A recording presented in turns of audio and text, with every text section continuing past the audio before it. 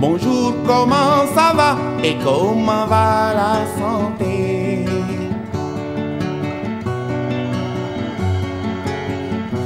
Iwai werdi alam nelen werwele. Iwai werdi alam tiwai werwele. Changai tale payeku. Bonjour, comment ça va et comment va la santé?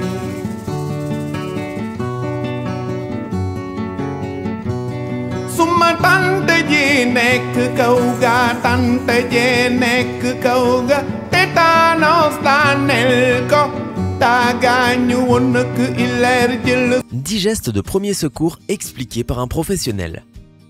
Lorsque quelqu'un est en danger, bien sûr, on se précipite vers la victime pour l'aider. Mais même si être un bon samaritain signifie être courageux et généreux, on peut tout de même exposer la victime à encore plus de danger si l'on ne sait pas comment s'y prendre. C'est pourquoi il est crucial d'éviter ces 10 erreurs communes et autres manipulations dangereuses et apprendre ce que l'on devrait faire au lieu de cela. Numéro 10. Pencher la tête en arrière quand on saigne du nez. Les saignements de nez peuvent être courants puisqu'il y a beaucoup de vaisseaux sanguins qui sont très sensibles à l'air sec et aux doigts. Il existe des situations dans lesquelles les saignements de nez sont provoqués par un problème de santé sous-jacent, auquel cas tu devrais consulter un médecin. Peu importe la raison, on nous a toujours dit de mettre la tête en arrière dans ces cas-là, mais il est grand temps de réfuter cette solution. Cela peut faire descendre le sang de ton nez jusqu'à ta gorge, ce qui veut dire que tu pourrais finir par t'étouffer ou avaler ton sang. La meilleure chose à faire au lieu de cela est d'appliquer une pression continue sur l'os de ton nez qui dure au moins 20 minutes. Tu devras respirer par la bouche tout ce temps, mais tu arrêteras l'hémorragie. Numéro 9. Forcer une personne qui vient de s'évanouir à s'asseoir. Lorsque quelqu'un s'évanouit, notre solution immédiate est de l'asseoir, surtout quand le secouer ne semble pas fonctionner. Au lieu de cela, commence toujours par vérifier s'il respire et si tu sens son pouls.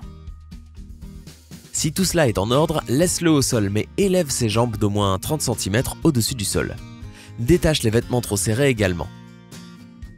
Une fois qu'il reprendra connaissance, ne te précipite pas pour l'asseoir parce que cela pourrait bien lui faire perdre connaissance à nouveau. Numéro 8. Appliquer du chaud sur une entorse ou une fracture. La glace devrait être utilisée dans les situations critiques comme quand tu te foules la cheville. La chaleur est réservée aux conditions chroniques comme le mal de dos. Les effets d'une forte température sur une entorse ou une fracture ne font qu'augmenter l'afflux sanguin et augmentent les gonflements. La meilleure chose à faire pour ce genre de blessure est de toujours mettre de la glace en premier lieu. La glace continuera de réduire l'inflammation, la contusion et les spasmes musculaires. Ne place jamais de sachet de glace directement sur la peau et laisse agir au moins 20 minutes. Numéro 7.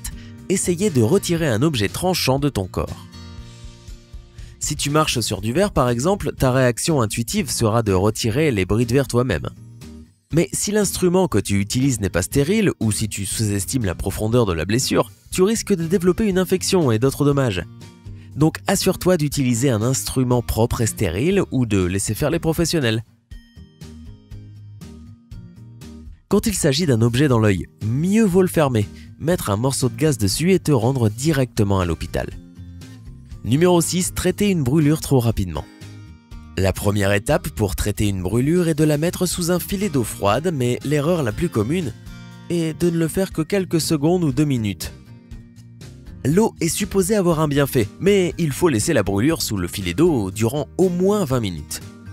La chaleur de la brûlure peut atteindre plusieurs couches de peau, donc même si ta peau est fraîche en surface, la chaleur peut être enfouie dessous. Et c'est pour cette raison que tu dois l'exposer sous l'eau froide aussi longtemps que possible. Numéro 5. Passez directement à la méthode Heimlich pour sauver une victime qui s'étouffe. La Croix-Rouge a mis à jour ses instructions pour venir en aide aux victimes s'étouffant. Donc au lieu de passer directement à la méthode Heimlich, voici ce que tu devrais faire. Reste derrière la victime, penche-toi en avant et donne-lui 5 grandes tapes dans le dos avec la paume de la main. Et seulement si cela ne fonctionne pas en premier lieu, tu peux alors passer à la méthode Heimlich. Administre 5 grandes impulsions avec le poing serré et continue de le faire jusqu'à ce que les voies respiratoires soient dégagées. Numéro 4. Mettre quelque chose dans la bouche d'une personne épileptique. Pris de panique en voyant quelqu'un faire une crise d'épilepsie, beaucoup de gens essaient immédiatement de bloquer la bouche de la personne par peur qu'elle n'avale sa langue. C'est en fait dangereux pour la victime et pour la personne qui tente de la sauver. Une autre erreur est d'essayer de limiter les mouvements de la victime. Au lieu de cela, il faut mettre la personne sur le flanc, ce qui l'aidera à mieux respirer. De plus, libère l'espace autour de tout objet dangereux que la victime pourrait heurter. La plupart des crises ne durent pas plus de 5 minutes, donc tu dois rester calme. Si après 5 minutes la crise n'est pas cessée, appelle les secours. Numéro 3. Donner la priorité au bouche à bouche pour réanimer une victime d'une crise cardiaque. Quand il s'agit d'un problème cardiaque, comme une crise cardiaque par exemple, la première chose à faire est d'appeler une ambulance ou les pompiers. Ensuite, fais un massage cardiaque. Selon l'American Heart Association, le massage cardiaque peut doubler ou tripler les chances de survie. Même si la victime ne respire plus et qu'il n'y a pas de pouls, le corps a assez d'oxygène que tu aideras à faire circuler grâce au massage cardiaque. L'erreur commune est de penser que faire du bouche à bouche est plus important que le massage cardiaque, mais ce n'est pas le cas, selon les instructions de l'American Heart Association. Donc, maintenant que tu sais cela, la prochaine fois que quelqu'un a une crise cardiaque, concentre-toi sur le massage et ne t'approche pas du visage de la victime. Numéro 2. Ne pas savoir ce que tu fais. Là encore, les bons samaritains, c'est très bien quand il s'agit de sauver des vies. Mais si tu ne sais pas comment faire, comme exemple, administrer un massage cardiaque ou la méthode Heimlich, tu peux faire plus de mal que de bien. Par exemple, quelqu'un pourrait essayer de faire un massage cardiaque et oublier de mettre la tête de la victime en arrière pour libérer les voies respiratoires. Cela pourrait être une maladresse aux conséquences tragiques. C'est pourquoi en première ligne d'action, il faut appeler les secours et laisser les professionnels te dire ce que tu devrais faire. Numéro 1. Faire un garrot pour une hémorragie externe. Oui, les garrots peuvent arrêter le sang de couler, mais ce n'est pas une solution pour tous les types de blessures. Si quelqu'un a une grosse blessure au bras ou à la jambe, faire un garrot peut arrêter l'afflux sanguin dans tout le membre, ce qui peut donc priver les tissus d'oxygène et mener à une amputation. Avoir recours au garrot ne devrait jamais être le premier choix. Tu sais désormais que la première chose que tu devrais faire, c'est appeler une ambulance. Tandis qu'ils seront sur le chemin, applique une pression décroissante avec tes mains sur une blessure majeure qui saigne abondamment. Si tu as de la gaze stérile, utilise-la afin de ne pas transférer les bactéries sur tes mains vers la blessure. Cette méthode peut même arrêter les saignements d'une grosse veine ou d'une artère. Une fois que les saignements auront cessé, enroule la blessure avec de la gaze. N'utilise le garrot que s'il y a encore des saignements incontrôlables après cela. L'ambulance devrait être arrivée d'ici là. As-tu déjà essayé de faire les premiers soins auprès de quelqu'un qui en avait besoin? Fais-le nous savoir dans les commentaires. Bonjour, comment ça va et comment va la santé?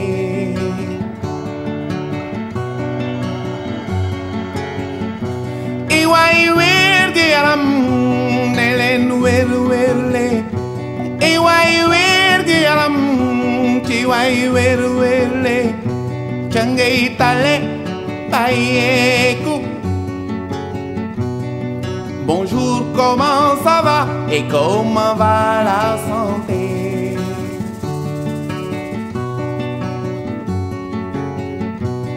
Suma tante ji nekk kaw ga, tante ji nekk kaw ga, tétanos daaneel ko, daa gaañu woon nak ileer jël